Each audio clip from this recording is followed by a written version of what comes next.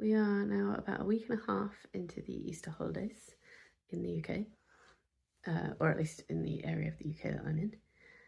And I'm seeing a lot of parents in Facebook groups asking things like, how do I stay calm? You know, a lot of people have had it now. They've been trying to entertain their children for 10 days or whatever, and they're tired, and it's hard to stay patient. And please don't think for a minute that I'm an extremely patient person, because I'm really not. And in fact, that's why I have some tips, because I've had to come up with ways to cope, because I get sensory overload. I get irritable when I'm tired, and my children have been having a lot of nightmares lately, so they've been waking me up a lot, so I am tired. You can probably see the bags under my eyes. Anyway, I've got some tips, some things that help me cope, which I thought I'd share just in case they help anybody else. I can't claim that I created any of these, but I don't remember where I learned them, and they're things I've picked up from probably other parents or maybe books over the last few years. Anyway, the first thing I do, and these aren't tips for ways to stay calm overall. I mean, obviously, you know all that stuff. Look after yourself, and try and have some space and time, and get enough sleep. But obviously, that's not always possible.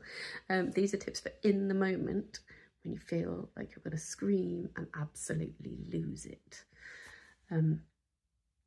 Okay, so the first thing I do is I look at my child's little hands, and just think about how small they are, how small their little hands are, and that helps me to remind myself that, I'm much bigger than them, and I'm the grown-up, and I need to be gentle and careful and calm and not scary. And that's just looking at their hands is a really quick way to do that, because their hands are so tiny and cute. Or their feet, if they've got their feet out, or their little socks. So that's one. And then looking at, the next one is, see, I'm really tired. So the next tip is going to sound really strange, but it's a technique, and this one I think I learned off a TV show, I don't know. Anyway, it's a technique where you're visualizing things. So it sounds silly, but you exhale really hard, and as you're breathing out, you imagine that smoke is coming out of your nostrils, and you can flare your nostrils a bit. Like, imagine you're a dragon, you're furious, and all this rage is coming out as furious, angry smoke. Somehow that helps you to calm down. Well, it helps me anyway. And a few people I've shared it with have told me that it helped them, as ridiculous as it sounds.